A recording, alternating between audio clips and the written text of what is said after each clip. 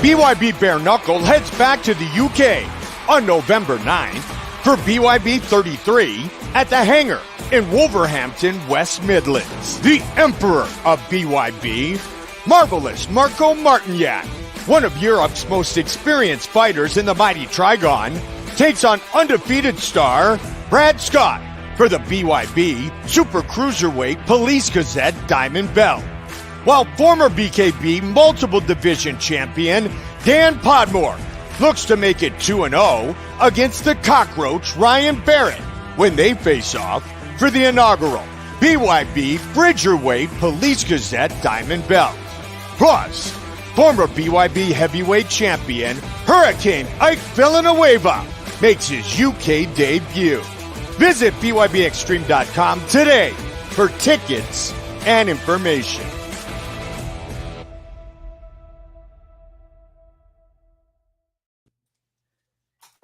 Welcome to the Original Fighter's Voice. I'm your host, Don Mcguire. You know what? I'm extremely ecstatic because Harrison Gigliotti is, man, he's charismatic. He's tremendous in the Trigon, but the man himself is truly just iconic. He's tremendous. You know, he believes in life, love, family, and giving it all. You know, so without further ado, the one and only, the Police Gazette Triple Diamond World Champion, Mr. Harrison Gigliotti. How's it going, brother?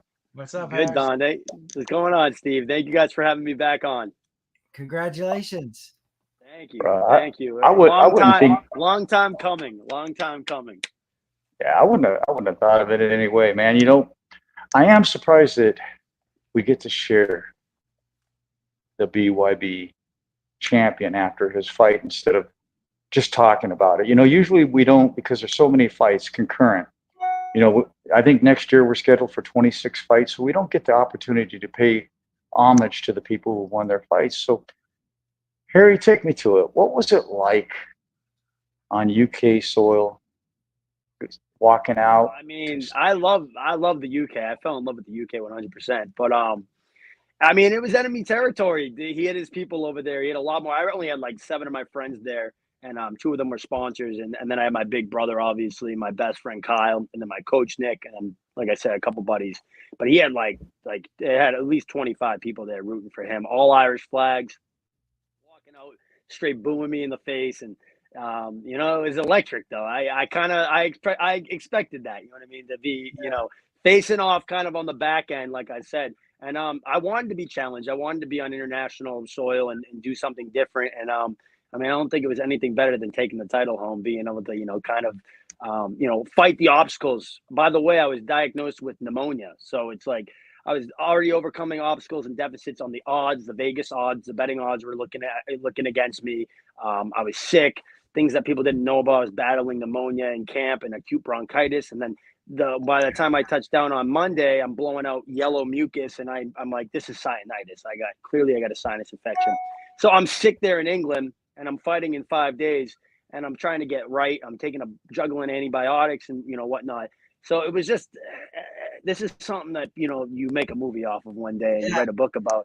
Like it really is. It's a true fighter story. Going over there and proving a big point, and then coming out on top. Most definitely. You know, we had you on the show, and we knew Fitzpatrick was going to be a tremendous opponent. For sure. You know, and bro, your ethic, your durability. I mean, to be in the UK, you already know you're the outcast. You're not the hometown favorite. So, of course. But what I love about Europe is they treat any person that's willing to stand up there and fight. They treat you with respect still.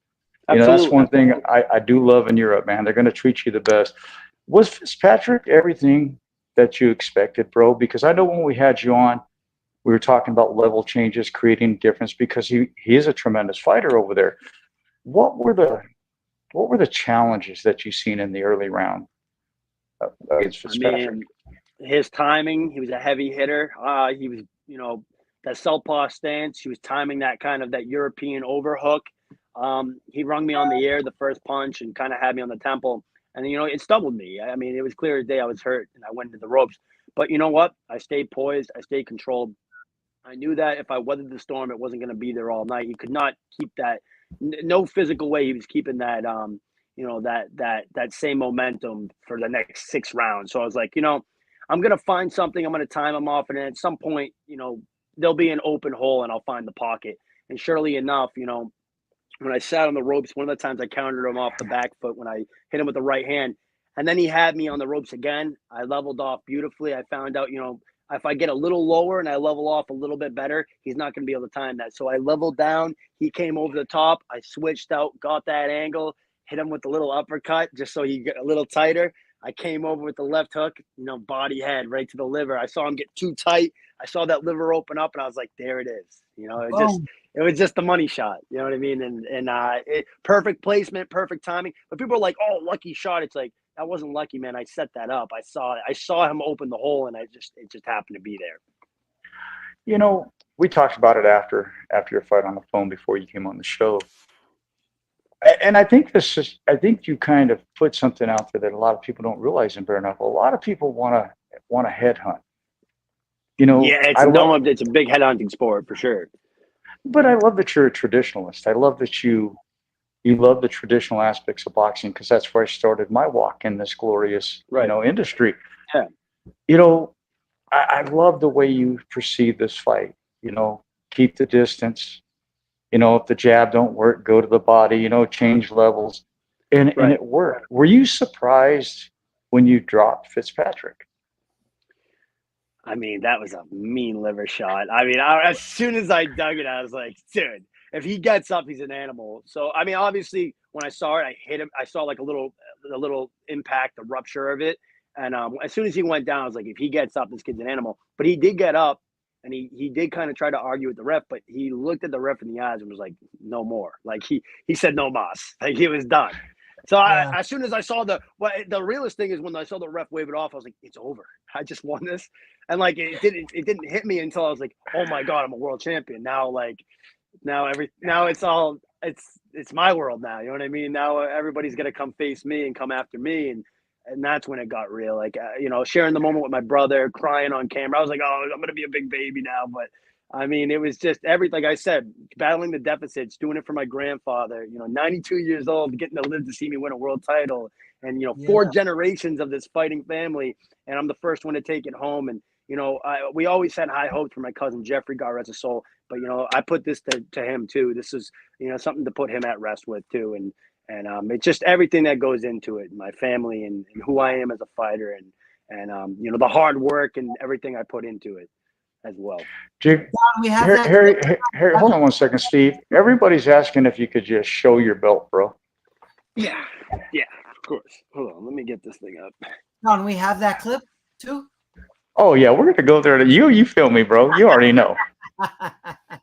Very nice. That is a beautiful belt. But Harry, we're gonna kind of deconstruct this night backwards, if you don't mind, my friend.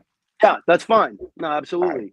Let's run it back. Let's run it back from the top. Well, no, we can't run the whole fight, but I want to take a part that made a difference. The break by break. Yeah. And I know this championship means something extra special to you and a man named Norman. You have a special phone call to make after this, don't you? I do. I love you, Papa.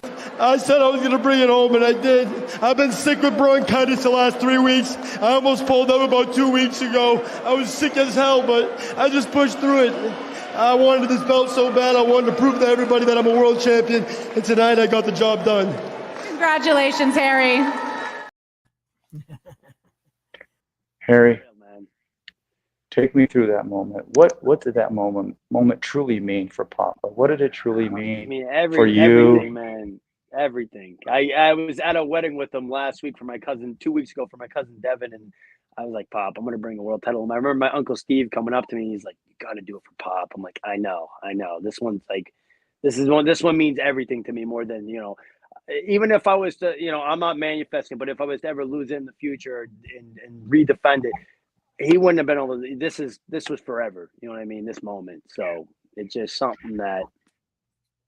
Well, I love you for that, bro. I can't even explain. I can't even put it into words. I love you too, my brother. I can't even put it into words. My adopted grandfather says, hello, everybody. Mr. Steve Schroeder from New Jersey says, Well, we already held up the belt, bro. We're not doing it again. I probably read that twice or put it twice. I'll hold it up after before we wrap up the show. I'll put it up. A matchmaker, my brother, who's a matchmaker out of Denver, Colorado, Mr. Robert Hernandez Jr., says, "Hello, everyone. From the happy state of Colorado, for the love of the sport will break you or make you. You know your path and make it memorable with an amazing fight." What would you like to say to Robert Hernandez?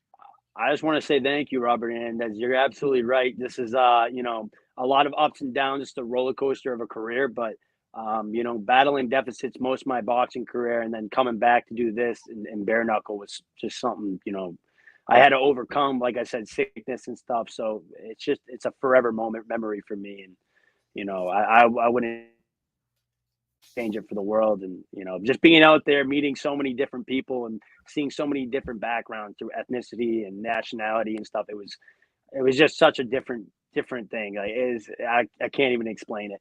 It was my favorite card I've ever fought in my entirety of my whole career so far. He said much respect, and I have much respect for you too. Steve Schroeder wants to know, is the belt heavy? And I'm going to answer one more comment after that, and then I'm going to hand the mic to Steve. Yeah, it's heavy. It's very heavy. It's very heavy. It's my brother Paul, gold and diamond and silk. That is so dope. My brother Paul Driscoll from Drayton, Canada says, "Hello, Don and Steven and the Hitman champion." You know, Harry, how does that feel? How did that feel? Because you walked into this sport.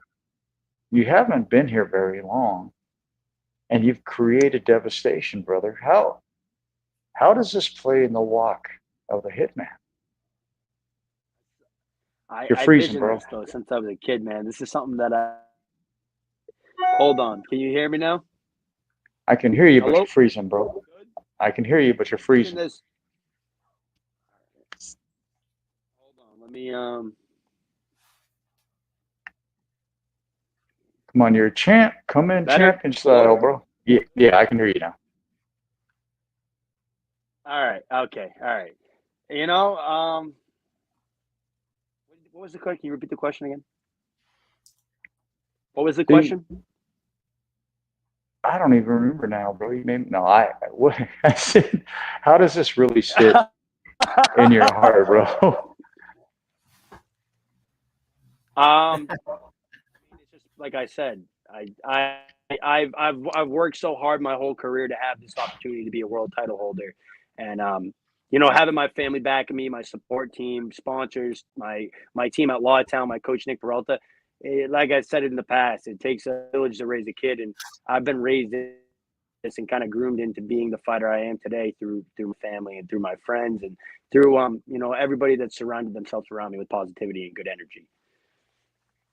Hey, Harry, you got 1 minute to find some better internet, bro, because they're gonna get in my rear if they can't pull from the show. Your internet's lagging on me, homie.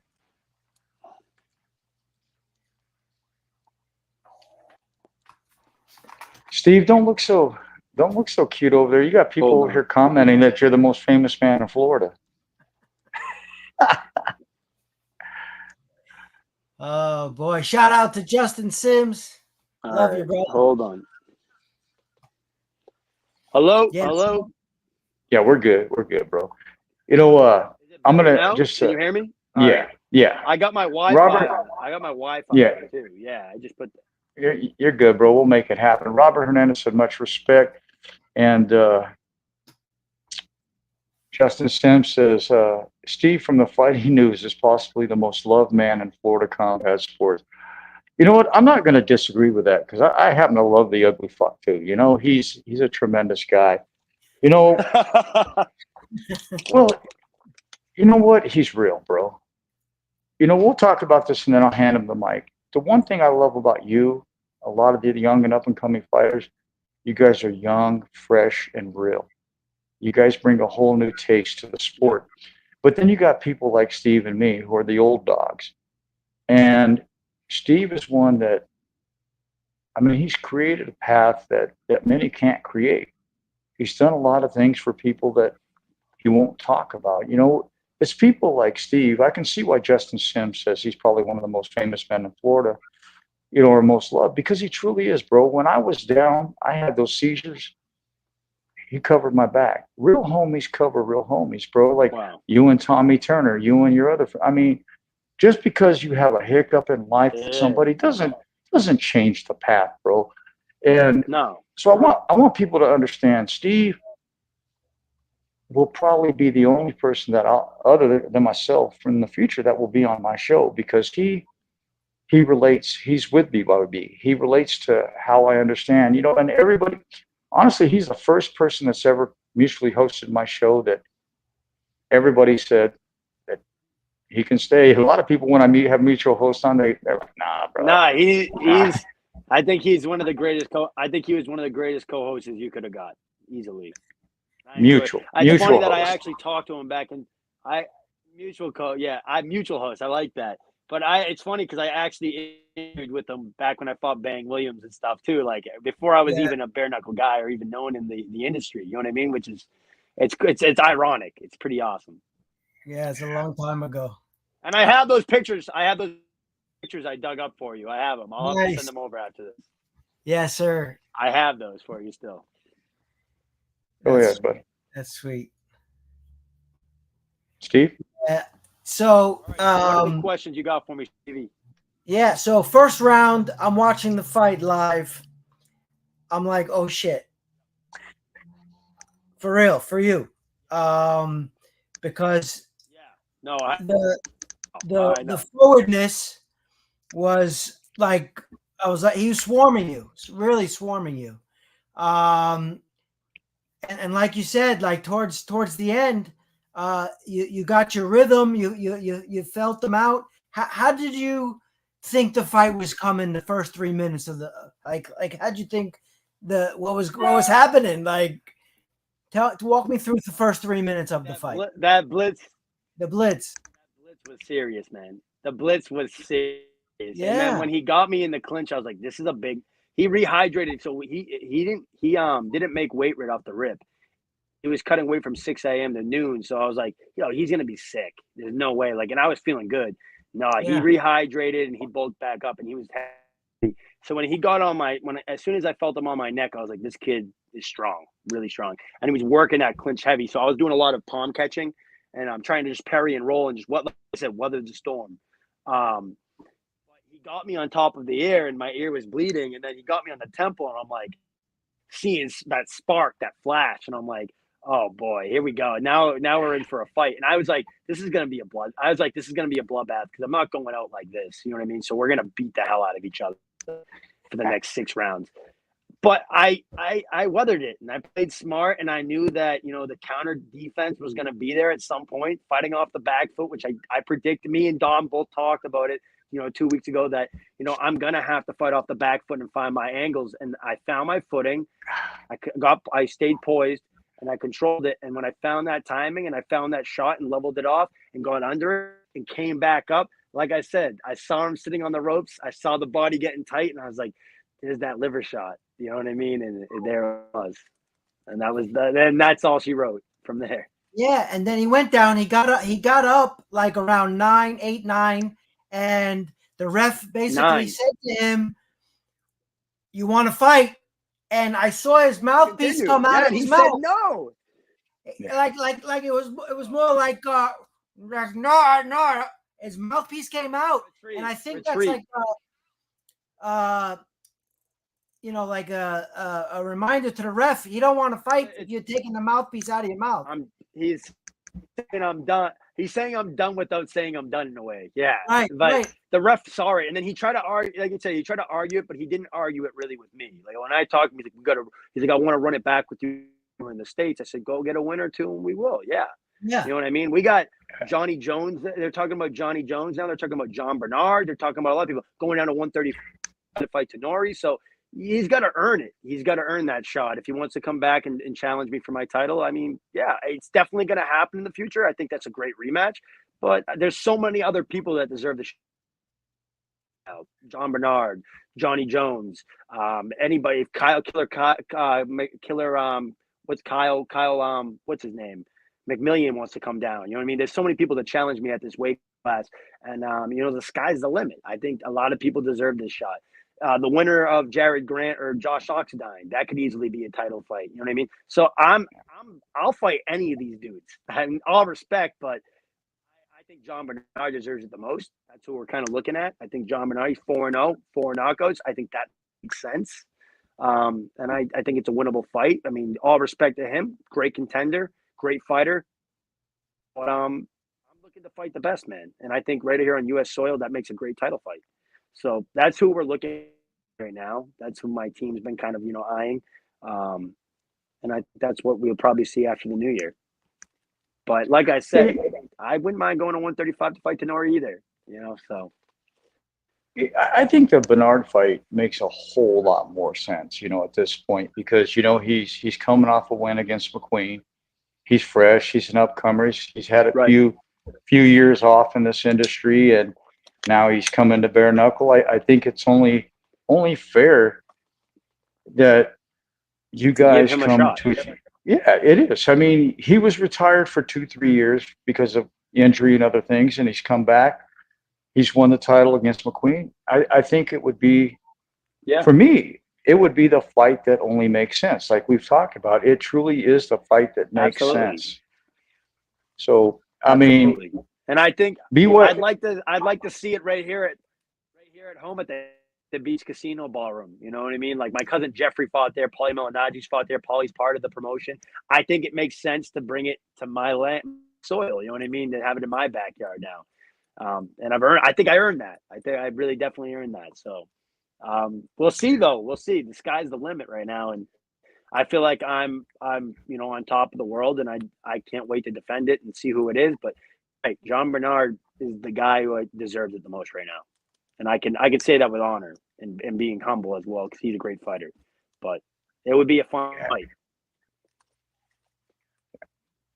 Steve, what's your thoughts? Because that fight right there makes sense to me all day long, 7 days a week. Gigliotti, Bernard. I mean, to me, that's the fight that I want to see. That's the fight that the world wants to see. I mean, I think it's great that we're now correlated in Europe, but no, I don't want the promotion to lose the flavor that got us there. The pioneers that came into the sport when nobody else would. Came over, started this with BYB. Yeah.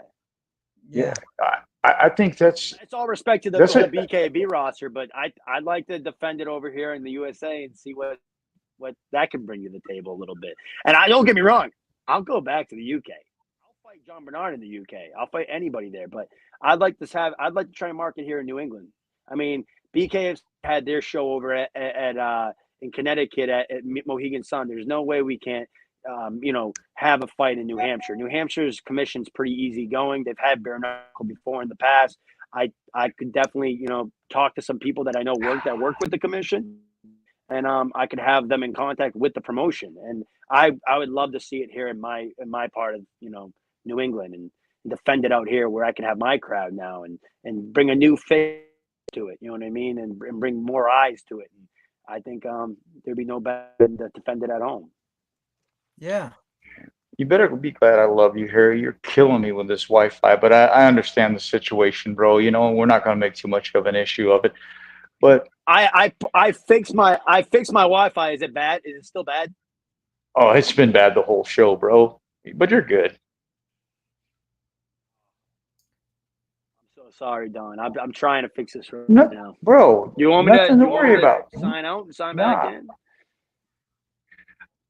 Yeah, try. No, you know what? Let's just roll, bro. Because you know what? We already know. I'm going to show the world here in a minute, and then we'll let Steve pick up after these videos here.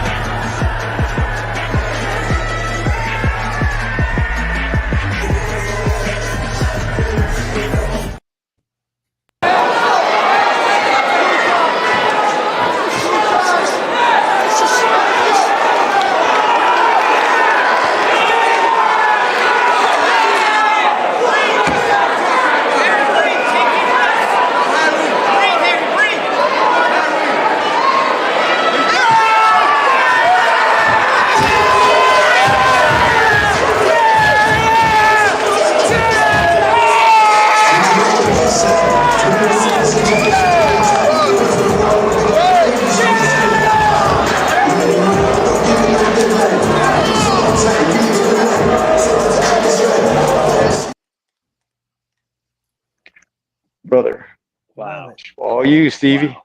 Yeah, Love that it, I was love it. that was sick. That was sick. Love it. That was so sick. So, Harry, tell me where do you think your future is going? What do you want to see in the next 3 years happen for you? I want to be a 3-time champ. I want to be a 3-time. 3-time champ. I want to be a Hall of Famer. Yeah, I want to be a 3-time champ. I might go up to welterweight, maybe. I don't know. Super welterweight might be a little too much, but from lightweight, super lightweight to welterweight, I think I could definitely reign on all 3 of those weight classes. And I'd love to be a Hall of Famer as well. That's something that I definitely want to. And Bert, I'm in the Hall of Fame now for having the belt, but I'm not inducted in as a Hall of Famer yet. And I don't have no ring or anything like that. So until I see a ring on this finger, I don't feel like I'm done yet. And that's something that I'm definitely going to work for. So I think in the next 3 years, I'll be at least a 3-division champion. Nice. World champion. 3-division world champion. Yes. Don, what does he got to do to get 3 belts in 3 different weight classes? How hard is that? Well, in bare knuckle, it's damn hard, almost damn near impossible. But there's already been two-time world champions in 2 different weight classes, and I honestly, with my 40 years of experience and watching Harry like I have and understanding Harry's training and the individual and what he does in this sport, I think it's feasible. He really hasn't even had to work in this sport to become a world champion. I mean, you've had to fight, but you really haven't had to put the 12 rounds in, as a boxer. You really haven't had to go the distance. Would you say it's a fair assessment that the sport really hasn't seen the true durability and talent of the Hitman? Yeah. I think through the Rusty Crowder fight, I think that explained that I do have boxing pedigree and the great jab. This fight showed that I have the dog in me and that grit. And that was something that I really wanted people to see as well. I didn't expect it to be in the first round. I mean, that was just a magic moment. But like I said, luck is when preparation meets opportunity. You know what I mean? And that's exactly what I did. I put the opportunity at task and the preparation at task, and that was the luck right there. All that coming together. So I think the hard work and the dedication made that fight easier. I kind of misinterpreted my question. It made it easier for me. Yeah, where I was really trying to get at, Harry, these fights have gone so quick for you. You've been able to take your opponents out. Yeah. I don't think the sport has seen your true arsenal. I don't think they've seen all the true capabilities Not all of the Hitman. Not all of it yet. It's just. I think it's going to take the right opponent to push me over the edge and bring me to that next height. But that's where you're going to see the speed, the skill, the boxing ability really come together as a whole. Kind of like where Fitzpatrick was on me, and I definitely had to overcome obstacles in a lot of these fights in different ways. Rusty was very strong and very durable, so I had to kind of be more of a boxer in that fight. This fight, I had to have more timing and precision and have more power behind the punch just to find the right, shot. And that's exactly what happened with the body shot. All right, brother. Can you do me one favor? Can you go out? Can you go out and come back in? It's freezing so bad over here, bro. Can you go out and come back in? I'd appreciate that, man. Yeah. Let me do it. Yeah, let me do it right now. Hold on. All right. Thank you, sir. I want to apologize, though. See, when you do these things across country, you have to deal with all types of satellite signals and everything. So, it's like, it's a little hard because we do this for a living. So I'm sitting next to 3 gigabytes of fucking internet. He's not, and when you do yours, I mean, our whole house is like up to 5,000 square feet. My house is only 2,300 square feet. So my internet's not going to lag, but so for someone like him, yours is a little bit. Mine's not lagging. Like right there, right now, you're frozen. How? on, Better on check my you. on my screen. I'm full. I don't know, but no, it's hard to become 3-time champ. For any combat sports, it's not an easy feat to get the champ. Yeah. Let's just get this out of the way while we're waiting for Henry. Harry, he says, Justin Simpson, Steve has always been genuine and someone I've always been able to trust in the fight world circus. My whole family loves him. And then he goes on to say, Steve's from the Fighting News is possibly the most loved man in Florida combat sports. Bro, how does that make you feel? Because I mean, I feel the same way about you. I really do. You know, I told the story multiple times, but I'll tell it again. Me and you, we met down in Biloxi, Mississippi many years ago, and it's been a tremendous brotherhood ever since. BYB 10. So, yeah. So Justin, I met Justin Sims. He's a behind the scenes guy, and he's also an actor. And he actually did a great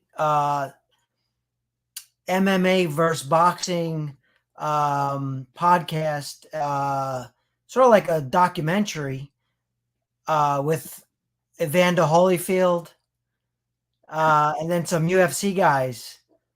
And he was asking questions back and forth with all of them, which was really, really interesting. And that's when I had met him. And great guy. He's at every South Florida and Florida MMA and boxing event, behind the scenes, doing camera work, doing production.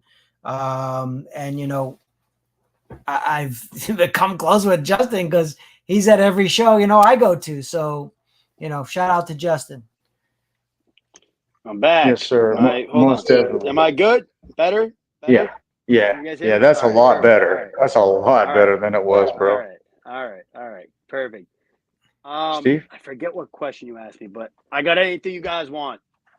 Locked and loaded. Yeah. How do you think you're going to go about getting 3 belts? In order to do that, I'm going to have to beat the best guys.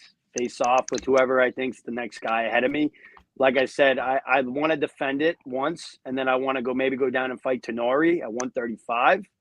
Whether win or lose, I might vacate it, might keep it just to fight it again there. But then I'm going to go up, and maybe I'll fight Carlos Alexander or Liam Reese at 147. I mean, that's the best bet. I think that, I have a longevity in my career right now. I'm only 29. I'm about to get in my prime years of fighting.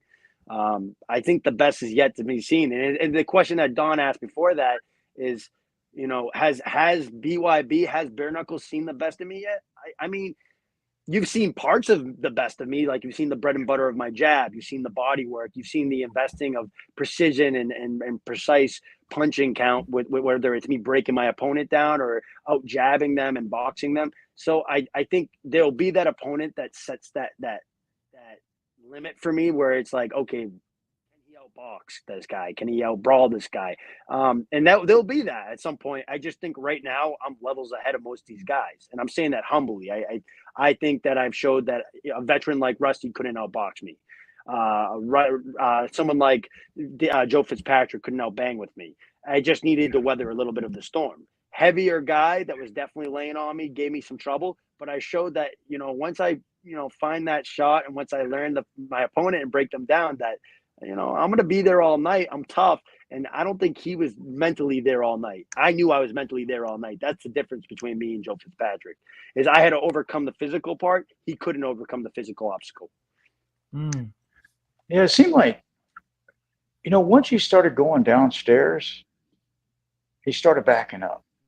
Yeah. And I knew you caught that because, you're the one hitting him. But I mean, when I was watching the fight, I could see you calculate it when you hit him in the side and you just take a step or two back or take a step to, and I was like, and I'm like you, because the fight went so fast. I was waiting for the jab, and we, like we talked about earlier, the jab wasn't going to happen because it's tough to out jab a southpaw in general, let alone a guy that's so long and heavy handed. You know what I mean? So and then he kind of fights like this too, and that old Irish style. Yeah. Yeah.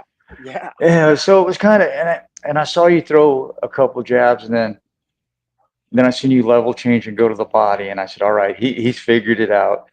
But Yeah, I didn't. I wanted to leave something there for him to see that wasn't really it wasn't my main objective. I just wanted him to think that's where I was going. You know what I mean? The double jab right hand. So now he's like, oh, he's headhunting me. And then he kept leveling down. But as he's doing that, I'm looking over to the side to see if he's going to open up for the liver or the kidney. You know what I mean? And I'm like, all right. So, but I didn't fully see his body because he can level off too. He gets pretty low. He likes to move his head. As soon as I hit him off that slip counter right off the back foot, like I said, I angled out. I saw him get tight guard, and I was like, okay, up the middle with the uppercut. So I touched him there, came over with the head, and then went right to the body. It was a beautiful head body, motion. That's that low Mickey Ward style. Touch him here. This isn't the one that I want you to hurt you, though. This is just to make you think that's where I'm staying. That's where I'm going. You know what I mean? And it was the right placement. It made him go tight, and there it was. The liver opened up for me. And that's what good pocket fighting is. You know what I mean? Watching them open the hole and then finding it. It's crazy.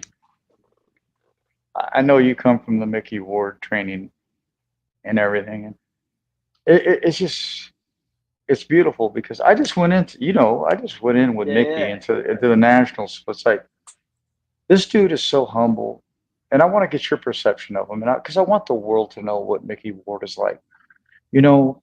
When we were at the meet and greet, hold on one sec.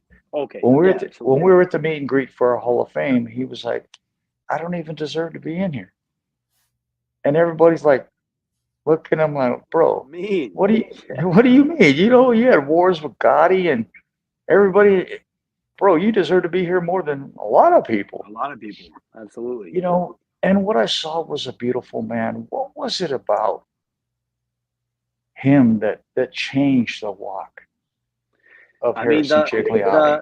The humbleness in him, the soft-spoken guy that has the warrior heart. I mean, that's something that everybody looks up to, and that's what I saw in my cousin Jeffrey too. A quiet kid that could come into the gym and raise hell, and I always kind of felt like that too. I always felt like I was kind of always the kid that sat in the back and just kind of watched, and I was deceiving because I had a lisp, and like I said, I was a small white kid, and I'm in a boxing gym full of animals, and I'm the kid that comes in and stirs it all up. You know what I mean? Raises the hell. That's what Mickey Ward was, a kid that was humble, but once you got in the ring with him, it was a different kind of animal. I want people to know that, I am humble and I'm a genuine person, but when I'm in there, it's all business. And this is what I do. This is what I come to do. And, whether I'm if I'm on international soil or I'm on my soil at home, I'm coming to beat the hell out of you. I'm coming to take everything that you worked for, because if not, you're going to take that from me.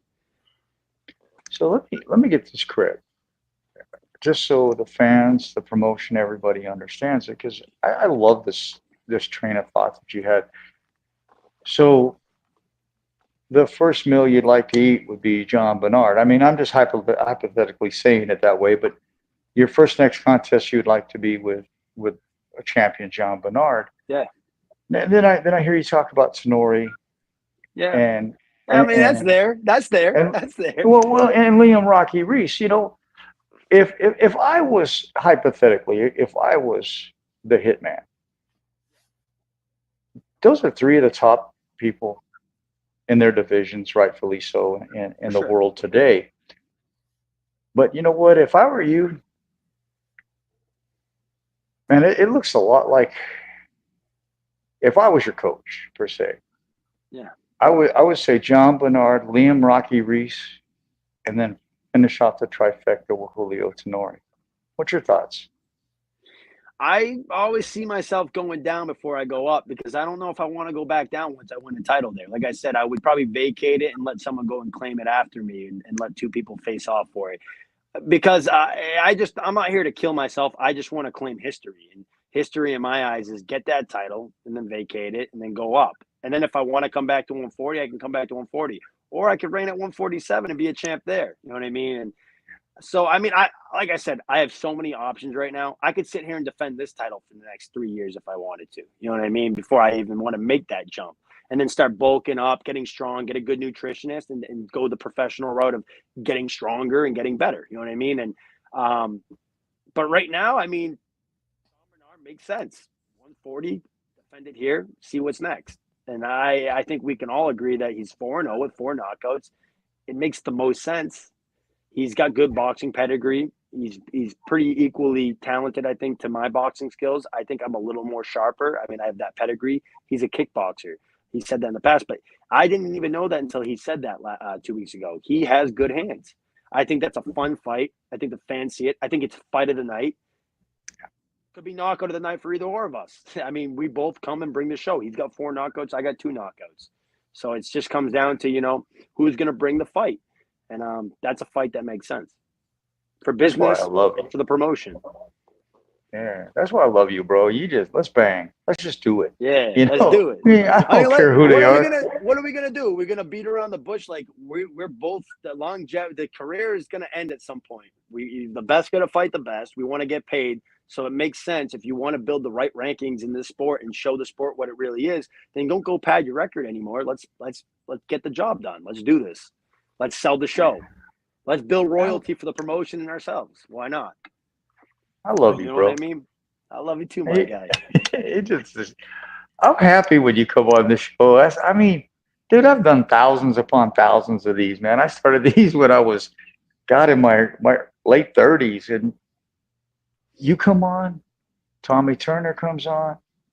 All you guys that come on from BYB, but with you, it's just, man, I think because our relationship that we created in Denver, that was a hell of a show too. Time out. That might be my, aside from the UK show of me winning a world title, that was probably one of my favorite fight shows I've ever been on in my life too. That was up there. Top three. Oh, we had a blast, didn't we, bro? That was just so sick. It was sick. I wish you could have been there, Steve. See, you get to do all the Florida shows, and I get to go where the snow is. But hey, you get to miss out on some banging fights, bro. That was a hell of a show, man. That really was. I think that's what set the tone, though, for bare knuckle with BYB.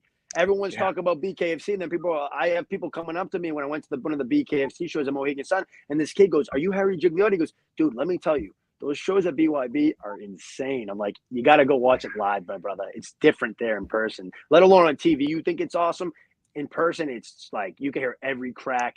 You hear all the pop. It's just, oh, man, it's electric. You see the blood flying. People are going crazy. The energy is crazy. And I think that's the beauty of bare knuckle fighting. I think that's the beauty of BYB is there's nowhere to really go in the triangle. So you're in that trigon. It's tight spaces. And you're going to watch people bang it out. And, that's gladiator shit. That's what people want to see. And like I said, I think I'm a modern day gladiator, but I'm also very skillful. I bring a skill set to the table that a lot of people don't have yet.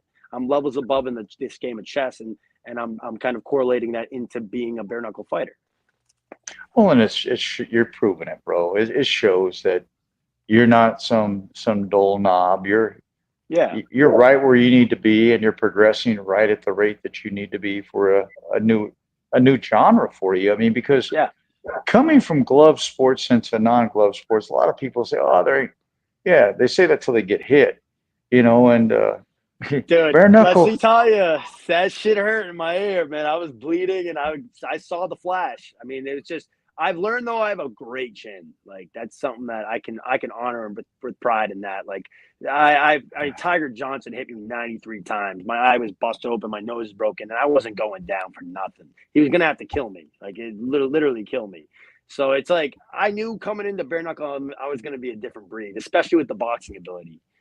Yeah, Steve. So, from what we spoke about after the fight, you were not 100%. No, not at all. What percentage do you think you were when the bell rang? How were you? My last week of sparring was about a week and a half before that, and I was doing an inhaler in between rounds. And I went 7 rounds with 30-second breaks, which is good, against one of the best southpaws in the area, Shine Conte. And it was good sparring. A little bit smaller of an opponent compared to what I was fighting, but a good southpaw, kid that fought in Puerto Rico in the Team New England tournament. And, he's a national prospect around here. And so I had Johnny DePina in my camp and stuff, a lot of guys that have a lot of pedigree. But aside from that, I was nervous that I was going to get tired. I was nervous my lungs were going to hurt. And that was scary. That was a scary feeling. But we did pad work. We did about 7 rounds of pads. about 3 nights before the fight. I had got there on Monday, so I was comfortable that I was going to get the time lapse down and get used to that. It was nerve wracking. You never know how you're going to feel when you have a tight lungs from a bronchitis infection, a bronchial infection. That's scary. So a lot of the stress of it didn't help. A lot of that stress on my body, trying to cut weight, trying to maintain, going through the mental nervousness of the fight, coming up with the biggest fight to date. And I'm fighting for a world title and I'm sick as a dog. Yeah, it was a lot of obstacles that I had to overcome. But it came down to that point where I actually saw, my buddy sent me an article of Alex Pereira's fight the week before. He was sick and he was out for 3 weeks. And I said, if Alex Pereira can do this, then Harry Gigliotti can do this too. And I know this is going to suck, but this next week when I go there and get that world title, that's glory for the rest of my life. And that's all that matters. So I'm going to go out there and I'll die in there in that ring. And that's what I did. I went in there and I showed that I was there to die and I was there to win. Stay banging. Yeah, which is hard to do when you're not feeling so well, No. You took it. You dug deep is basically what you did. What I did, yeah. I had to overcome the mental and the physical aspects of that, and like I said, man, it's just that's why it's one of those stories that you hear and you're like, that's how champions are made, and that's why I always know I can overcome any obstacle in front of me. The highs and the lows. This is who I am. I'm a bare knuckle fighter, So nice. It's insane. Some people will think it's insane. I think it's beautiful. I think it's beautiful, beautiful violence. I think it's art. So that's how I look at it. And I'm an artist. And that night I showed that liver shot was just pure art, and I set it up beautifully. Walk me, Harry. Walk me through the coming home with the belt back to the USA. It was awesome, dude. So I'm on the plane going Manchester to London. I look over at my coach and I just see his eyes getting teary eyed. And then all of a sudden I just got streams coming down my face. And I'm just like, I'm a world champ, bro. He's like, you did that, bro. You did that. And he patted me on the chest. He's like, you did that. And we had the belt. We're going to cross our laps. And it was just like a really cool moment to have. He's like a big brother to me. I look up to him. 11 outstanding knockouts in the Golden Gloves. I wouldn't have took anybody, to be under anybody else's wing. And the tutelage of Nick Peralta is one of the best I've ever, worked with. So it was just being able to share the emotions with him on that moment and just knowing that, we just made history, inaugurated the world title. I'm the first super lightweight champ in bare knuckle history. And it's just like everything, it doesn't even feel surreal yet. You know what I mean? Like I'm still trying to wow. And then I'm going to meet the state next week. I'm talking to WBZ Boston on Thursday, and it's like I got such a busy schedule, and all I wanted to do was come on and talk to Don. I was like so excited to come back and show off the title too. Like that was another thing. I was like, when I go back, I got to get on Don's show with the title. Like, come on. I mean, it's just we talked about this. We talked about this moment, and after making a reality was just something that I can't even put into words. Well, see, what most people don't understand, okay, I know Harry ain't going to mind. I love the fighters. I love the fighters that are in my life. I have conversations with a lot of the BYB fighters. I have conversations with a lot of fighters around the world. But for some reason, me and Harrison, we connected as brothers, bro. When we met in Denver, it was as solid as it comes because bro, Steve, you know me, I sit by myself. When you found me in Biloxi, I was sitting by myself. I don't like being around a lot of people, but I found myself correlating and congregating around Harry and his crew and solid. Actually, real people. we got on the plane with you, me and Joey. I'm pretty sure. I mean, not the plane, on the bus with you, and you guys picked us up. And that's how I met Tommy. I was like, so what? I'm nervous now. I'm going into the debut in bare knuckle. I've never fought. I fought in bare knuckles growing up, like just hand to hand fighting as a kid. But I'm never in a technical match against someone that's going to take my head off on live TV. So I was like, Tommy, what the hell is this shit all about? Like, what are we going to be doing? What is this? He's like, dude, it's insane. I'm like, all right. Well, I'm a little crazy, so I guess we can do it. But I mean, it's a good kind of crazy. It takes a lot of balls to get in there. Any ring, let alone a bare knuckle ring. So I always I always admire anybody that can get in there and perform on the big stage, especially with bare knuckles. I love what you do, bro, and I love who you are as my brother. And sometimes, you gotta buy the line when you're with a promotion or you do these types of shows. Right. But yeah, I mean, your family. I mean, Cub Hawkins' is family, Tommy Turner's family. I mean, it is what it is. I mean, I'm not here to pick and choose my friends. Family doesn't have to be blood. That's what people don't understand. Amen. On that note, we're going to watch this commercial. When we come back, we're going to wrap things up. BYB Bare Knuckle heads back to the UK on November 9th for BYB 33 at the Hangar in Wolverhampton, West Midlands. The Emperor of BYB, Marvelous Marco Martignac, one of Europe's most experienced fighters in the mighty Trigon, takes on undefeated star Brad Scott for the BYB Super Cruiserweight Police Gazette Diamond Belt. While former BKB multiple division champion Dan Podmore looks to make it 2-0 against the cockroach Ryan Barrett when they face off for the inaugural BYB Bridgerweight Police Gazette Diamond Belt. Plus, former BYB heavyweight champion Hurricane Ike Villanueva makes his UK debut. Visit BYBExtreme.com today for tickets and information.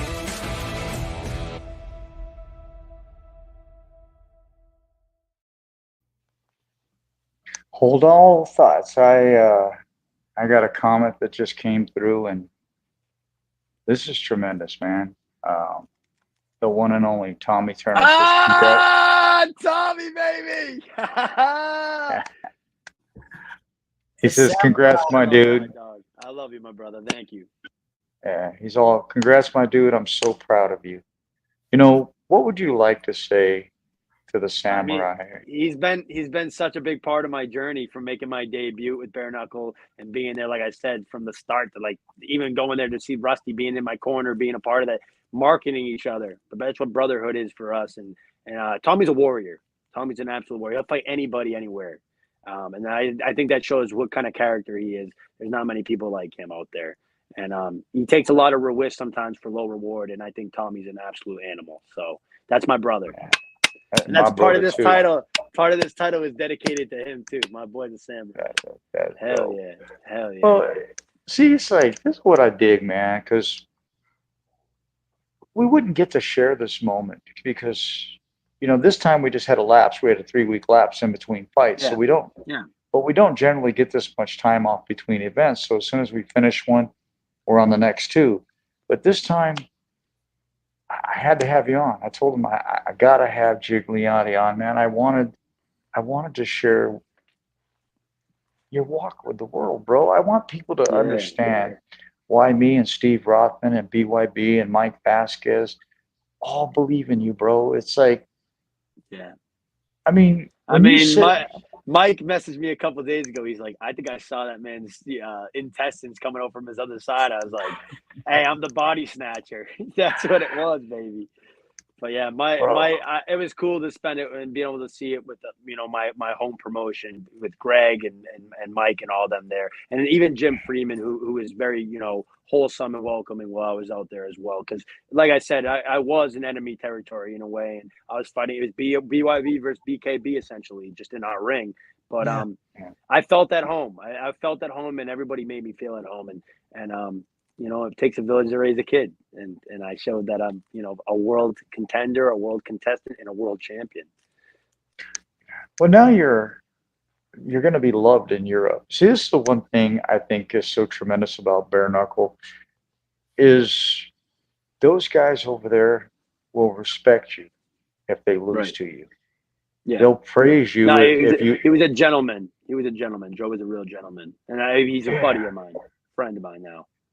Yeah, see, I love what you just said because I preach about this on so many shows, and so does Steve. You can't go to war with somebody and beat the hell out of them and walk away enemies. I mean, some ignorant people will, but For the most People part, pretend. That's the bad boy persona. I've never had that persona. Nor do I want to. It's just like I said. It's just strictly business. You're the man they put in front of me. We're two gladiators, and I'm not letting you take what I worked for my whole life. So, at the end of it, it was all love, and he's a brother of mine. Like I said, it's nothing, and we'll do it again. We can do it again at some point when he builds up and wants to come back and try and challenge me for my title. We can do it again. And at least the same amount of love after I beat him again. No, no, it was. I didn't realize. You talk to people over there, and you talk about bare knuckle. They're like, "Oh, BKB." Everybody knows about bare knuckle over there. So, like, I had people I was signing napkins for autographs. And I'm like, "What the hell, dude? This is." They praise bare knuckle over there. It's like a real royalty. So. That's why I really love the UK and why I would love to fight over there again. Is because it's like over here, it's still kind of new. People are still like, "Oh, that's gross. That's bare knuckle." But over there, it's like, "Oh, you're a bare knuckle fighter. That's crazy." It's like, yeah. Well, yeah. here it's a vision. There it's a lifestyle. Exactly. Exactly. It hasn't stopped since 1863. It hasn't stopped. They pull up a truck, throw out the hay bales, and they get it. They throw down. Yeah.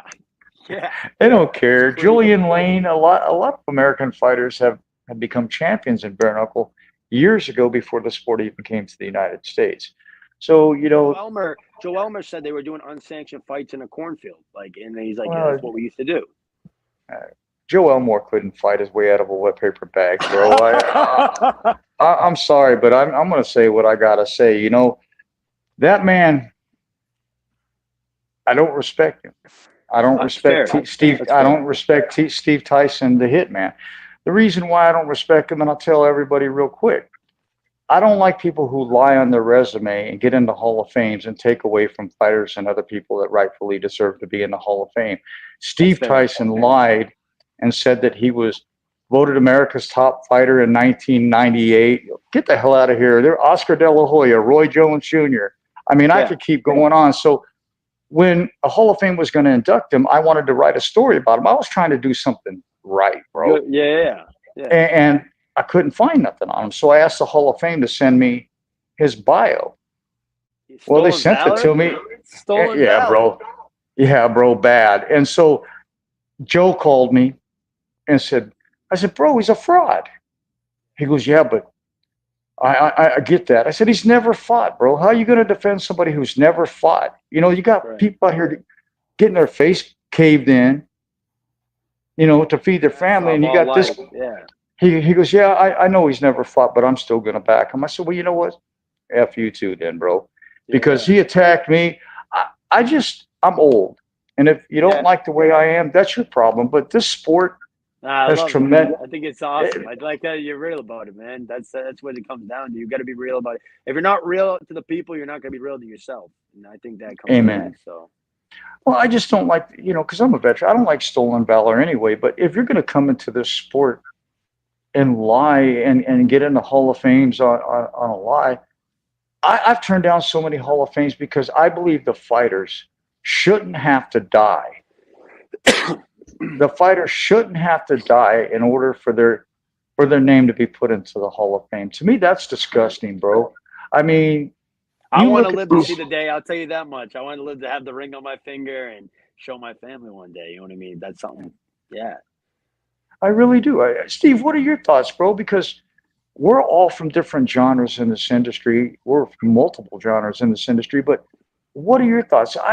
I personally think that if a fighter deserves to be put in the Hall of Fame, do it while they're alive. That's why I got Yaki Lopez's WBC belt with Henry Herrera and Stephen Blea and Mauricio Solomon before he died.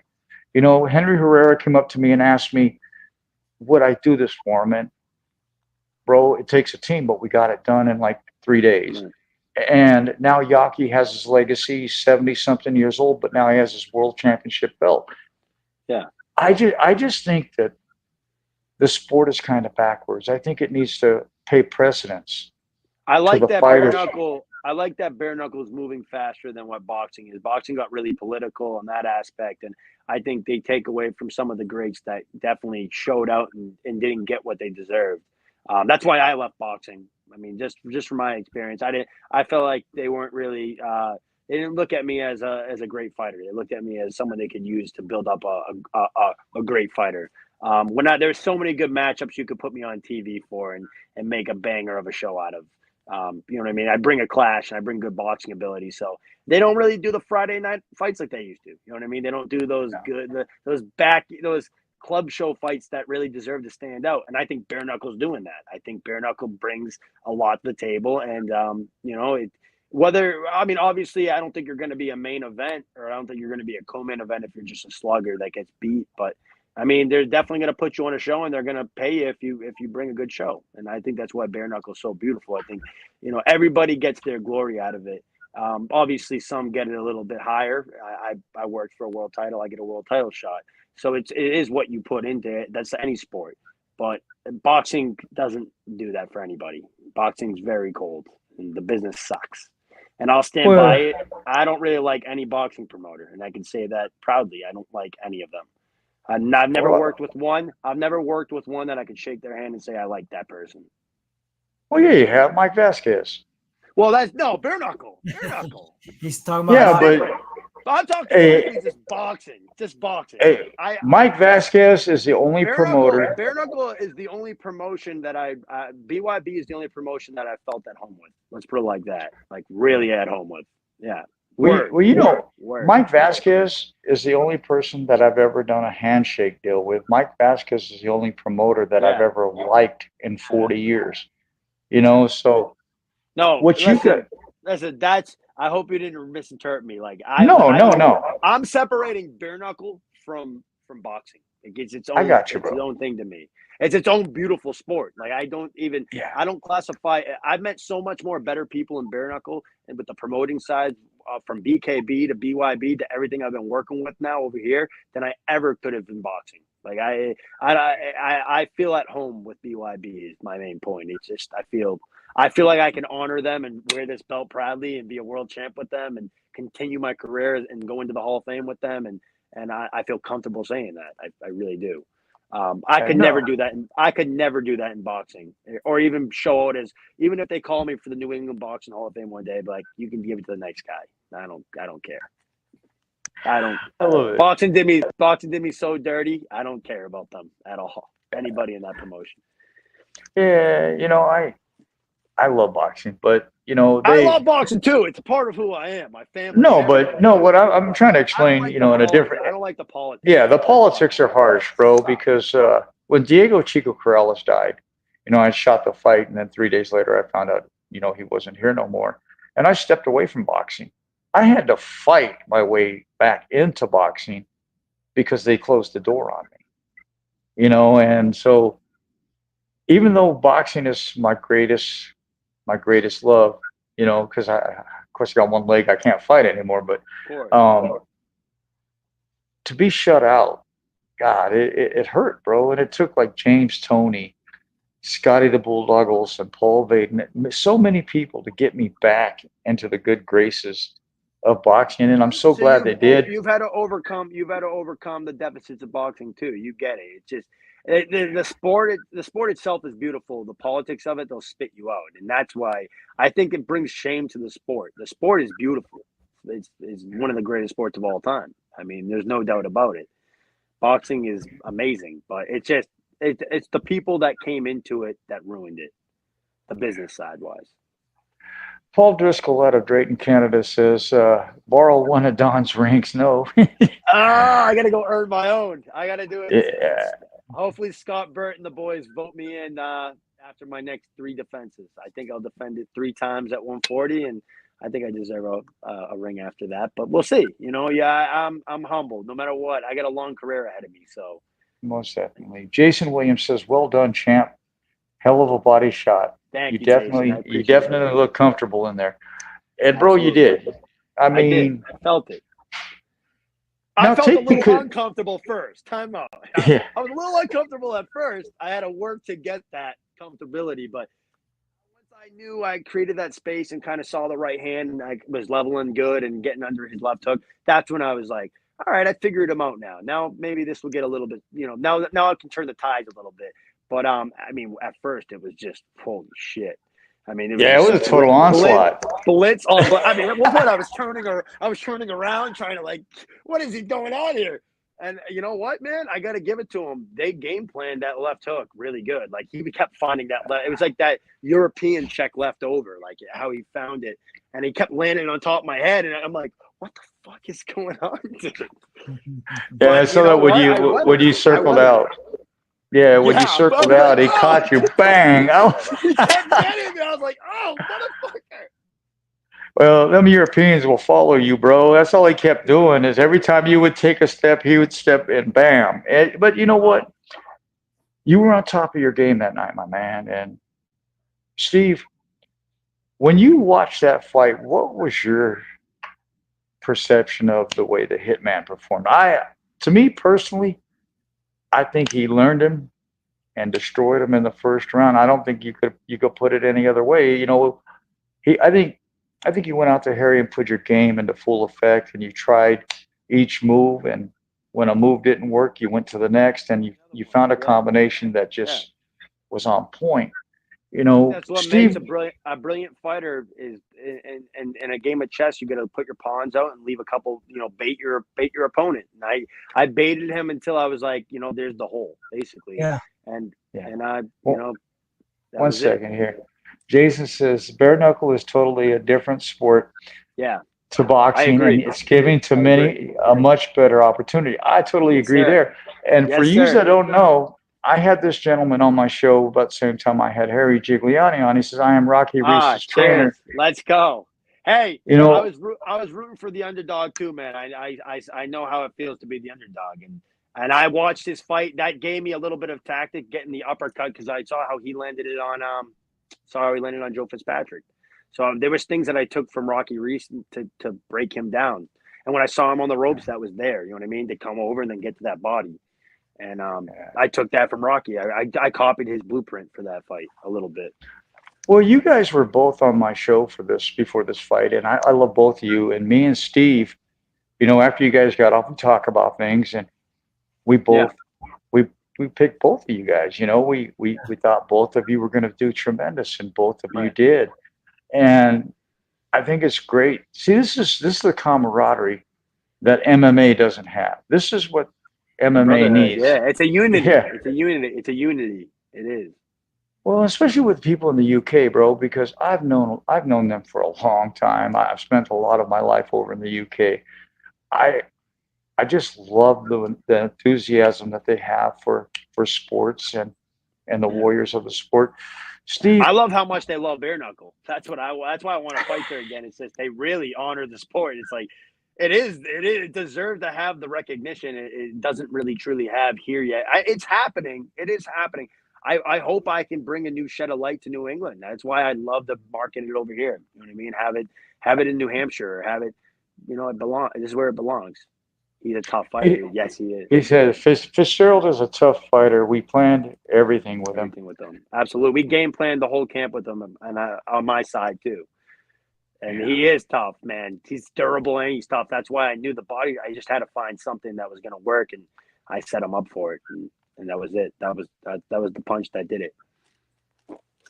You were, I couldn't have been more proud of you. You know, just sit here and see you with that belt on your shoulder.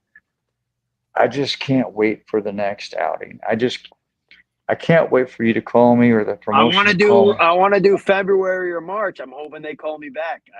I just want to heal the hand up a little bit. I got a little bit of a little thing in here, but I mean nothing crazy. Just icing it, healing it up, getting ready for the next fight. That's it. I'll be in the gym probably in a week and a half doing, starting to get back to it. So I'm just excited to see what's next. I wonder who they're going to give me. I've stated who I wouldn't mind fighting, especially at 140 and 135. So, I mean, now the ball's in their court. If they want to bring it to me, I mean, the belt's in my court, but the ball's in their court. If they want to bring an opponent to me, I'm ready to go, and I'm not going to say no. Let me ask Steve. Steve, do you think the Bernard Gigliotti fight makes sense, bro? I personally think it makes 1,000%. Who else is in line? Johnny Jones. He got beat by Fitzpatrick. I beat Fitzpatrick. So it's like you could do that fight, or they could rematch and you give me the winner of that, or John Bernard goes fight Joe Fitzpatrick, or John Jones fights me. We could do that, but it's like I think, yeah, Johnny Jones. I think he deserves it, or John Bernard. It could go either way. Yeah. Those are the contestants that I have really in this weight class that's kind of in front of me, or Oxidine or the winner of Oxidine and Jared Grant. I don't think they're going to. Neither of them will be ready for February or March after the December fight, unless it's a quick finish. I want to fight right after the New Year. I want to be ready. You know what I mean? So that's what I'm planning on doing. It's what we're going to get ready for. But I'll go to 135 and I'll fight Tenori too. I'm not going to oppose it. You know what I mean? If they're like, can you make 135 by February? Yes. If you want me to ask the honest truth, I'll go fight Tenori at 135. I'm not going to stick around. So I'm an honest man. If they want me to stick around, maybe I'll defend it once, just to be like, yeah, I defended it there too. But I wouldn't want to be at one. I wouldn't want to kill myself to go 135. I'm 29 years old. If anything, I'm going up. No, I'm not going back down after that. Yeah. So. Well, the reason I said Bernard is because it only makes sense. You both are 4-0 newcomers. and 4 knockouts. I mean, it makes sense. Yeah. Technically, with Triller's Triad Combat on my box rec, I'm 4-0 right now too with 2 knockouts. So it's like, okay, if we're gonna do box strike rankings, that fight really makes sense on paper. Steve? I like it as well. The under over that Bernard would knock Harry out is 1 round. So, really, they think is that what they have? You have to make the fight first, but I'm just saying hypothetically, because his knockouts are pretty quick. High. Yeah. So what did he get? What did Harold McQueen go? How many rounds? 2? You can't even count that fight because McQueen couldn't even fight that fight. He gassed out and Bernard barely even hit him and he fell to the ground. So I'm not even going to count that fight, bro. But he still has 3 solid knockouts. So if we're back to back, if we're putting it on paper, who's fought in the tougher opponent though? Who has the better resume? If you want to ask me, Steve has his own opinion. I think Bernard has a great resume. All right. I mean, but if you look at the 3 opponents that we talked about, Liam Rocky Reese, John Bernard, and Tenori. Yeah. I mean, you're going to do what you want to do. They're the best in their division. They're the best in the division. That's who I want to fight the best. I always seek out to be the best. I see LT as a double champ. I want to be a triple champ. I want to go into history as the greatest bare knuckle boxer of all time. You know what I mean? I'm gonna work my way up in the next 3 years to claim every title at those weight classes. Well, we'll do it this way. And defend this. I want to defend my title at 140. Don't get me wrong. We'll do it this way, bro. UK, America, and UK. I heard they're gonna do Canada this year too. I heard. Yeah. I know bare knuckles growing in popularity in Canada. I can't, I'm privy to some stuff with the company, but I can't let out too much stuff because, the other promotions want. I know they've been in talks with some people I know that I did camp with, and I won't say names either, but I would like to see it out there too because I'm pretty tight with, I was in camp with Lennox Lewis and I know some of the people out there.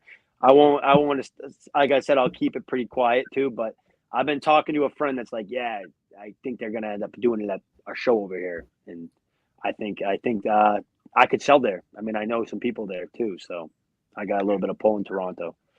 So, but that would be a good venue. All I'm gonna say, that would be a dope venue. That would be a good one too. Yeah, it really would be. Bro, I'm so proud of you. I knew this day was going to come. I didn't know it was going to come this quick. I didn't expect it to come this quick either. But when they said Josh Oxidine's out, we got Joe Fitzpatrick. I looked into Joe Fitzpatrick. I go, it's a tough fight, but in order to be a real world champion, don't you need a tough fight? Don't you need someone that's real? I didn't want to fight a bum. I'll tell you that much to go get a title. And I don't want to defend it against a bum. That doesn't make me look like a real champ either. You know what I mean? So in order to be the best, I want to fight the best. In order to be a top Hall of Famer, I want to beat the best. I want to claim that I took out all the best. And the only way you do that is to fight the best. So And see, I know. I'm always seeking to up my game. You know, I respect all these people. No, like there's no disrespect at all. This is just business for me. This is, and anybody that's in my way that I know is you know, has the crown and everything I worked for. Well, I'm going to come and take it, or I'm going to defend it. That's just how I feel. Before I put it back to Steve, you know, like I said, you know, I have a lot of mates and pals, and you know, I just know a lot of people in Europe, and for what I told you, you had the respect of the European people. Thank you, my brother. I appreciated that, Jason. Thank you, brother. You know, and not everybody can see it. So, you know, everybody says, Jason says you're a gentleman and a real fighter. I appreciate You know, that. Thank you. to come from over the pond, bro, that's a hell of a compliment. With They just don't hand those out. With pneumonia, it was tough. It was really tough. But I mean, I just, like I said, I read that article about Alex Pereira taking 3 weeks out, and I took a week out of my camp to get right. It couldn't get better. Couldn't get 100%, I should say. And I was like, you know what? I'm going to weather whatever storm, you know, and I'm going to go bring the best Harry Gigliotti. And that's what I did. I went out there and I showed that I definitely am one of the top contenders in bare knuckle, pound for pound wise. And I'm the inaugurated 140 champ. So it's like, I think the sky's the limit, though. I think that we can keep going. I feel great. I feel great right now. I feel like I'm about to hit my prime in my career, and you know, I'm still kind of getting used to the trigon. I thought I was more used to it than I was until I faced Fitzpatrick. I had to overcome some deficits, some obstacles, but that's part of fighting, man. You know, in order to become some of the greatest fighters, you got to overcome obstacles during the fight, and I showed that I was durable. I showed I could weather a storm, and I showed that I could find the right punch when I needed to. And you showed that you have a hell of a hard head, bro. Fuck yeah, dude. That body shot was sick. Insane, bro. Insane. Hey, Steve, why don't you ask him a couple more, and then we'll go ahead and wrap things up, brother man. Yeah, I you know, I'm thinking about it a little bit further, Don. And you know, Harry wants to be a triple champ. I think the Tandoori fight can get Harry to where he wants to be a lot faster than defending. So, you know, I think that, plus, you know, we've seen Tandoori, you know, really fight. So, you know, putting him up against each other, you know, that'd be a banger. That really would. I think Tandoori showed a lot of grit. A lot of growth and grit against Mark. Well, grit the first fight, growth the second fight. Yeah. And that showed in a young 22 champion that he's got a lot to build off, and he's only going to get older and better. Yeah. So, I mean, I want to get him while he's young. That's what Mayweather did to Canelo. That's what Mayweather did to Canelo, right? That's what he did to Canelo. Oh, I love you, bro. He said, I want to get him while he's young. That's what Mayweather did to Canelo. I'm going to get him while he's not fully developed yet. Well, he's not fully formed. I don't see him staying at 135 for the next, like, 5. I think he'll be at my 140. I think we're going to face anyways. But I can still make 135, so, well, what the hell? Let's make the fight happen. Let's go. Yeah. Yeah, it would be a fun fight, and it would sell. I'll go over to Colorado and fight them there, or I'll go wherever they want me to fight out in the West Coast. I've already fought out there. I can get used to elevation. But, I think it's only right for me to defend my first title shot at 140 over in New England. That's where it should be. I hope Mike and them see this, because New England's where it belongs, baby. Let's go. He said New England's where it belongs. You know, Steve, I see this young man as being one of the fastest rising stars in the bare knuckle scene on the American side. You know, what you did for me, because I know these guys are true warriors that fight bare knuckle in the United Kingdom and in Wales and Ireland. No doubt about it. No doubt about it. You know, they don't play. So for a young man like yourself to go over there and defeat someone like Fitzpatrick speaks volumes of how much you care about your career, how much you put into your career, and how much you love this promotion and path that you're on. Yeah. You know, to create and start out a legacy like you have. It's awesome. It's so bro, sick. That's why. I mean, That's why I really got to give it off to Mike and Greg and everybody, even you, giving me a platform. I mean, it's something that boxing never did for me. They never really wanted to show my skills, show who I am, tell my story, and it's like I have a great story, and I'm a great fighter, so why not? Like why? And that's something that you guys are doing for me. And you guys made me a world champ, and I mean, I should say I put the work in to do it, but without the platform, without the promotion, there was no world title shot. There was none of that. So. I mean, it all, like I said, to raise a kid, and you guys are raising me to be who I want to be. And that's why I really appreciate it. It's hand in hand. It's a unity. It goes together. it takes a village, bro. You know, these people don't understand it takes a village, and Steve understands that quite well.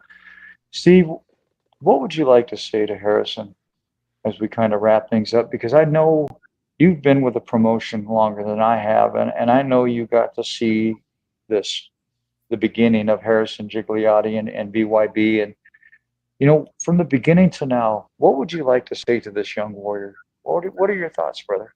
I just, you know, I was so happy for him when he won the belt, and the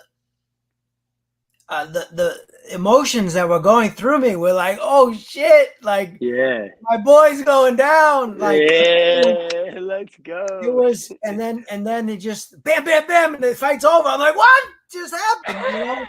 You know, the emotions were really, really high for me. And you know, then he started crying, and I was like, oh, don't make me cry, you know. Everyone said that, like, dude, you got me. I didn't expect to get teary-eyed watching a bare knuckle fight. I'm like, I mean, dude, that's a part of my character. That's who I am, and I'm happy I got to share that moment with the world. Yeah, grandfather, for my family, and there's nothing like, I can't even explain that. That card goes down as probably one of my favorites of all time. Yeah, I mean, I think we're gonna create a lot of great memories in fighting, but that one will always stand out to me. You know what I mean? In my career. Yeah, for sure. I mean, yeah, you won the belt. Like boxing, like you said, boxing was never too fond of you, and here No. you know, kids were at the airport asking for your autograph. And, it was so sick, dude. It taking was photos sick. with you, and you know, like sick. I mean, and that belt is gorgeous, you know. So it's the most prestigious belt in the history of combat sports, in my eyes. I mean, yeah, everything I've read about it is, I mean, it's royalty to fighting, to combat sports, and it's definitely royalty. Honesty, it's the oldest belt. Says it right. Combat Says it sports. right here, 1882. I mean, it's not a lie. You can read anything about it. The coolest thing about it is now, and this is what I read, because I started going down the John L. Salvo rabbit hole. John L. Salvo was from Boston. You know what I mean? So I have a lot to prove right now. Now I'm like, all right, well, John L. Salvo's from Boston. I'm from the Boston area. Now maybe bare knuckles coming back to the area again. You know what I mean? Maybe we're making history again. So that's here's a little history for you. John L. Sullivan was just one of the first champions, but he wasn't the first bare knuckle fighter over the pond. There was a gentleman who owned a bar, and he actually became one of the first. He created a place for bare knuckle fighting in his establishment. He was one of the first bare knuckle fighters in the world. And I'll research and get his name to you, but he was before John.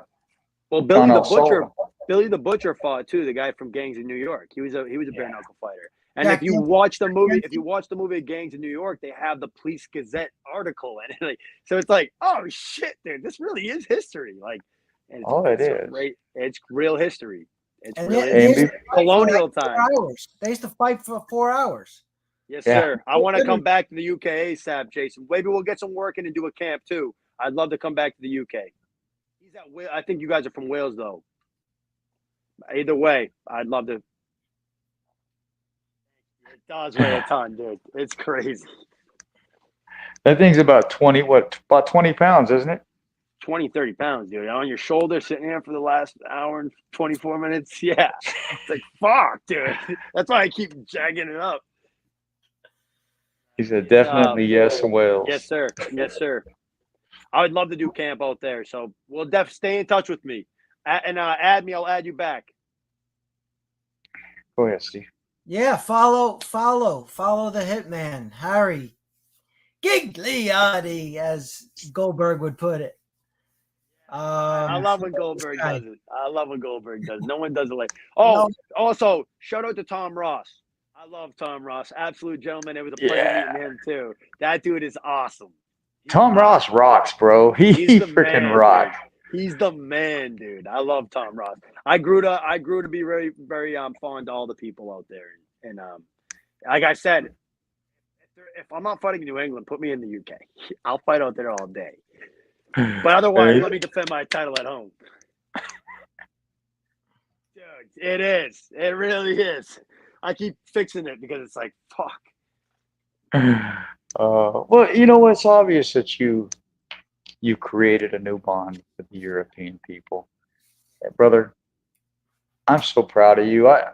Was this the perfect podcast tonight? No. Is live Yeah, I'm sorry that podcasting? happened at first. I was pretty pissed off that it wasn't connecting like that either. I'm glad Bro, I I'm fixed not. it. Because I know you're gonna go and cut this up like you know other fighters do and make the best parts, you know, shine.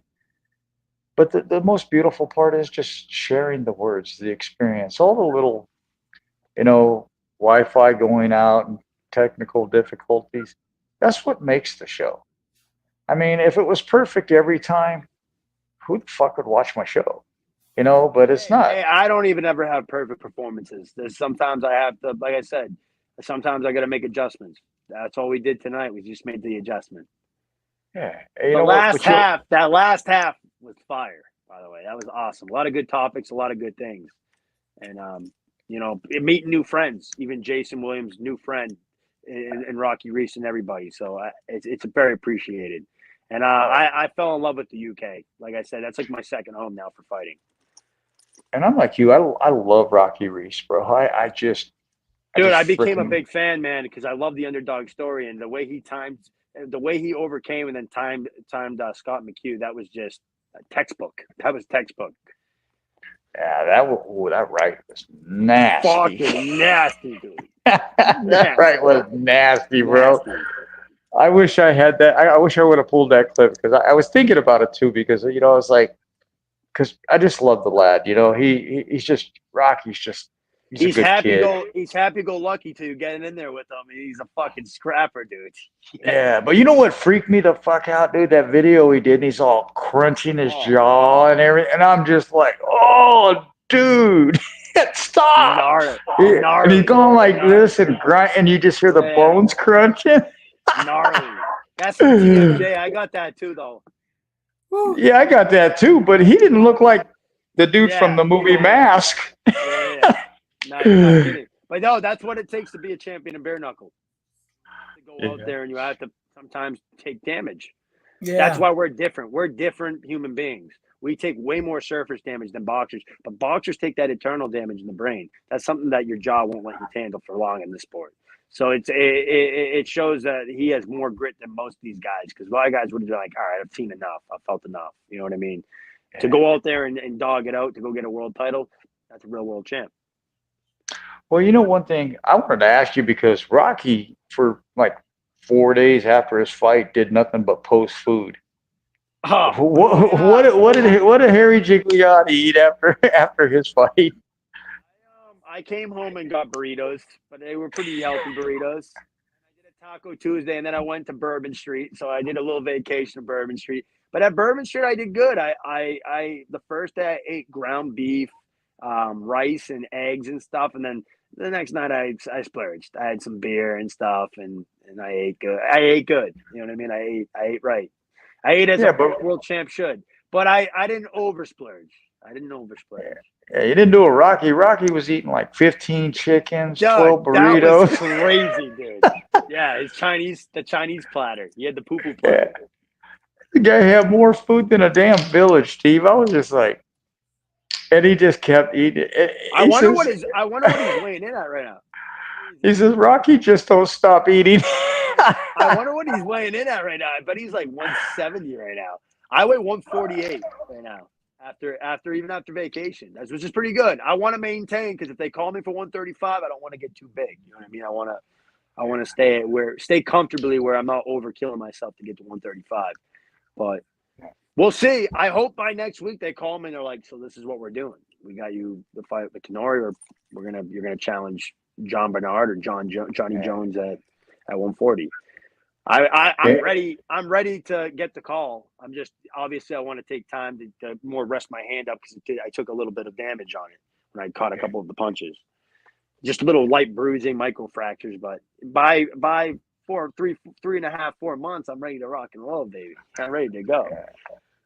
I just want Mel Valenzuela to make this happen between you and John Bernard. And I think he will. I know that they've been poking the eye at all three of those guys that I've talked about. We maybe I don't want to dig too into it, but I sat down and talked to them and said what I would like to do now. Yeah, they all make sense. Yeah, they get it how it is, and this is how the rankings should work. I mean, that's what makes great fights, and what also makes world champions is making the best fight the best. Jason says, I dread to think what he's weighing. Oh, I bet you Rocky's probably about 200 pounds right now, bro. I mean, because we're friends on Facebook. He's going up to fight Gustavo now, the Cuban assassin. Steve, you have anything you want to say to Gigliotti, man, before we boogie out of here, bro? I didn't realize we were on here for an hour and 31 minutes. Yeah, we can talk to this guy forever. Hey, it was a fun podcast tonight, guys. It was a good time. No, I'm happy for him. You know, we spoke with him before the show, before the fight. I didn't know he was sick or anything like that, so he hit it very well from us. Couldn't tell you guys that stuff. Yeah, he hit it very well. And and that's what fighters do. The leg hurts or something. You really don't want to say that your leg hurts because you want the fight, you want the opportunity. You pulled it out. You weren't 100%, and you did what you said you were going to do. You got that belt and you brought it home. So I was just Amen. Really happy for you, and it was a pleasure talking to you before and after your fight. And yes, sir. Talk to him again. We'll do it again. For the next one. Exactly. Yeah, I mean, we go on your show, we can go on my show, we can go on any show. The great thing about it is I don't have a boss, so I'll do whatever show I need to do. Man is the boss right here. You are the boss with that damn belt on, man. I'm getting jealous. I'm excited to see what's next. I'm you know what I mean? I'm thrilled. I'm excited. I just want to. I obviously want to enjoy it. I got November 2nd. I got a family party. Sponsors are coming and stuff, and we rented out my local Italian club down at Garibaldi Club, and we're gonna enjoy it with some friends and family and stuff, and indulge and bring the belt and show it off. But after that, I really want these motherfuckers to call me, man. I want to go. I'm ready to represent again, man. I really am. And you know what? It's like I said, it's all respect to everybody that I've called out or even said. There's no hate there, but I mean, if anything, they should honor that. I just think they all deserve the shot. I really do, and I think that what is hard work? What do you look for in hard work? You look to get a world champion shot. So if you want to get it, I'm right here. I love that. Before we let you go, bro, I just want to tell you that I've never been more proud. Thank you, Don. I appreciate you, brother. I love you, my man. Thank you. I love you too. You already know that. And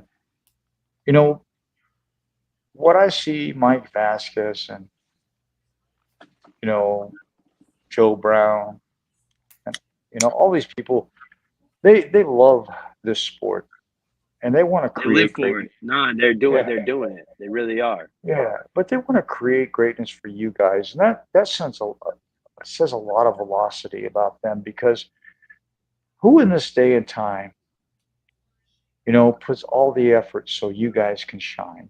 They put all this money, all this time to build these promotions. Yeah, and they don't have to, and they do it because they believe in you guys. They see what you guys can achieve, and they want to create greatness. Like when I had Mike and Craig on my show, Mike said, I want to build a glass house so you can see what I'm doing, so you can see how I'm building it, because I want it to be here 50 to 60 years from now for my kids and other fighters. He said, I'm not building something shiny to sell. This is permanent.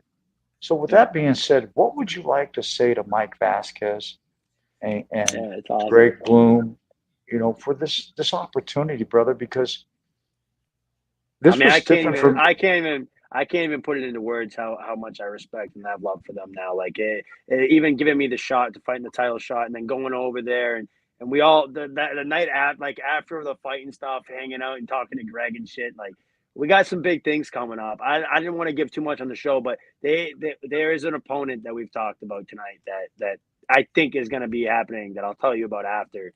And I obviously don't want to overmarket, but the one of the three it's happening. It's going to happen. I don't know when they're going to give me the call, but I'm ready. I'm ready to go. I just want to make sure, my hand's right. And I think in the next 3 months, I'll be healthy and I'll be ready to go. So, like I said, overcoming pneumonia right now, a little bit on the end of that. It's breaking up. It's smooth. I'm getting on a new antibiotic tomorrow. I got to go see my doctor, but I'll be back in the gym next week and a half. Pay attention to Florida. Yeah, I know. But yeah, I want to say shout out Mike Vasquez. I want to shout out the platform at BYB. I want to shout out Greg, the great matchmaking of Mel Valenzuela, and Jim Freeman for making great matchmaking with BKB and coming on board with us and collaborating with us because, that was one of the greatest shows I've ever fought on. I made history, and I couldn't have done it without any of you guys. So, and Don giving me this platform tonight to spew it and tell people the story and, what I had to overcome. And Steve, my brother too, my new brother. I love you guys, man. I appreciate you always letting me talk. And I want to say shout out to my sponsors, my family, my 92-year-old grandfather that I promised this belt to, my mom, my dad, my big brother, who I got to share the most emotional moment with in my life. Everybody I love. This is what this goes out to, man. Right here. Well, you know what? There's some people that weren't on here earlier, so I'm just going to let them relive that moment because I love beautiful moments like this, and this will be part of your legacy. For the rest of your life. And I know this championship means something extra special to you and a man named Norman. You have a special phone call to make after this, don't you? I do. I love you, Papa. I said I was going to bring it home, and I did. I've been sick with bronchitis the last 3 weeks. I almost pulled up about 2 weeks ago. I was sick as hell, but I just pushed through it. I wanted this belt so bad. I wanted to prove to everybody that I'm a world champion, and tonight I got the job done. Congratulations, Harry. That's amazing, man. I love you guys. Love you too, brother. Till next time, brother. Yes, sir. I love you, man. We'll be talking, brother. We'll be talking. You know that. Yes, sir. God bless you, brother. Have a good night. I'll talk to you. Yes, sir. All right. See you later, Harry. Brother, that kid, well, we're still live, but that kid just is freaking phenomenal, bro. I mean, who can go beat one of the best ranked fighters in his weight class in Europe with pneumonia? I mean, and to go out like that. Yeah. Not be able to breathe, hacking up big time mucus and not be able to breathe is, a lot to overcome, and lose some weight in between. You have to, he had to make weight. Very, very hard to do. And, he overcame a lot to do that. And he flew over, wow. That's a great story, Don. Well, what's crazy is and he kept reiterating to it. And I think it's a beautiful thing that he did, because you go back just, 14, 15 months ago, Tommy Turner and all these guys just came into BYB. Yeah. Here we are a little over a year later, and some of them are champions. Cub Hawkins, Gigliotti. It's profound what these young guys have done in such a short period of time. But I praise the promotion for where they're at. And here's why. You fight for generally most promotions, you're lucky to get one fight a year, maybe two.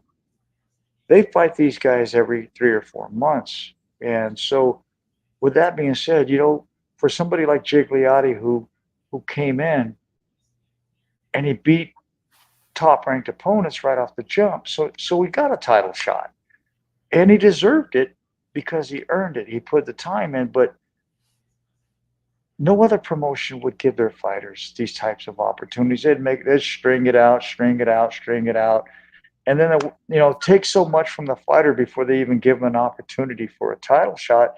That's why I love the way they're matching these fights now, bro, because you look at Gigliotti's fight, you look at Liam Rocky Reese's fight. Liam beat one of the best, arguably one of the best bare knucklers in his weight class in the world, not just in Europe, but in the world, and did it in dominating style. Then you got Harrison Gigliotti just rips that liver apart on Fitzpatrick and ends it in round one. That was and the main event. And, it's like everybody's buzzing about the rest of the card too. I mean, I love the transitional American to the European side because I think it adds a whole new flavor, a whole new taste to the sport because you get the conventional side, which we've talked about many, many times on the show because a lot of the European fighters don't like the clinch. When we had Liam Rocky Reese on, he said, I went to jiu-jitsu to learn different, grips and locks, but Yeah. it's not conventional to them over there like it is here. And see, I think that's where Gigliotti fared because he's a real boxer. He doesn't get in the pocket. He stands and picks you apart.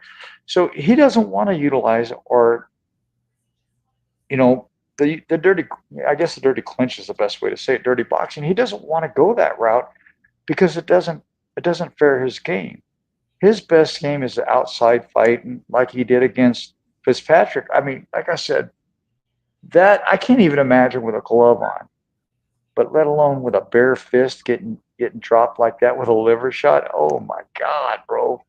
I mean, I've been hitting the liver drop before, but I've never been hit like that. So I see Gigliotti creating a whole new era. Him, Tommy Turner, all these young guys that are in BYB, they're growing, and they're only going to continue to get better. So, you know what? The way I look at it is the sport is only going to go up from here. What are your thoughts, brother, before we wrap up? Yeah, it's a real easy decision for the referee when a fighter spits out his mouthpiece or when he takes his hands and he goes in the corner and like tries to relax. It's real easy for the ref to say the fight's over. After the fact, they're like, no, I want to fight. No, you didn't. You were spitting your mouthpiece out. And you're saying that you didn't want to fight anymore. Or, when a guy, he's holding on to the ropes to stand up, Don, or when he turns his back on the ref, so these refs, it's really hard. Even UFC, it's really hard to know like when is the right time to stop the fight. Even in boxing, they're like, oh, you get knocked down one more time, I'm stopping it. It's really they got a tough job, the refs. And with the bare knuckle, it's even harder because the damage, the face is like Rocky's face. Don, you saw his face. It was literally swollen everywhere. So every punch to his face was like really hurt him for sure. Well, to be fair though, he did fight one of the best bare knuckle fighters in the world, bro. Yeah. Scott McHugh's not a joke. I wouldn't want to get hit by him, but no, I get what you're saying. Because me and Liam, we were going back and forth right after he won his fight. Tremendous lad, and I just admired his durability. I mean, just like I do with Gigliotti. Gigliotti, he's just impressed me since day one. And so is Tommy Turner. A lot of these kids have, but now we get to see the fruits of their labor.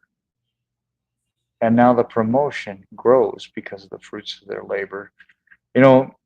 Kudos and hats off to Mike Vasquez and the whole BYB team, because this acquisition of BKB, it wasn't an acquisition. It was a family homecoming. They already had handshake deals. It just made the promotion two promotions, one great big family is what it really did. And I love the ideology behind that because Mike Vasquez is determined to create one of the best bare knuckle promotions in the world. And I'm honored to be a part of that ride. I know you are, brother. It's been a tremendous night. If you have any friends, family, sponsors, or any social media sites, and Miss Juanita, you better get your order in. But the floor is yours, brother. Yeah, I just thank you for having us. It's always a pleasure, Don. That show went great. I was happy, very happy for Harry the Hitman, Gigliotti. If I was in New Hampshire, I'd be going to that Italian party for sure. I didn't even get an invite, bro, and I love him like he's my kid. No, I'm messing with you, Henry, but it's like Yeah. I just love these kids, bro. I do, man. I just want to see them succeed. I will before we wrap up because I gave everybody an update. We'll just real quick here. St. Luke's did get a hold of me today, and they're trying to get me the best surgeon in their hospital because they looked over the results and everything, and I'm in pretty bad shape. I didn't know I was in that bad of shape, but they're trying to get the best of the best to operate on me, and so I'll probably have to spend a month in Kansas, but hey, at least I'll still be alive and I won't be in a pain, and my fingers won't be black anymore. It's just people don't understand what this does to somebody, but you know what? I'm not going to let it tear me down. I'm going to keep pushing forward and keep doing what I do. And I want to thank you and your family again for always having my back and supporting me and helping me get through these shows when I have a hard time. So, ladies and gentlemen, if you can, please share this show out. I don't ask for no money. I don't ask for nothing. We're on YouTube, we're on Rumble, and we're on Facebook. But I'm going to be removing myself from Facebook in the next few months here because I'm tired of the political, violent nature of the platform. But we will continue on YouTube and grow to other places. With that being said, you have a good night and God bless. Deuces.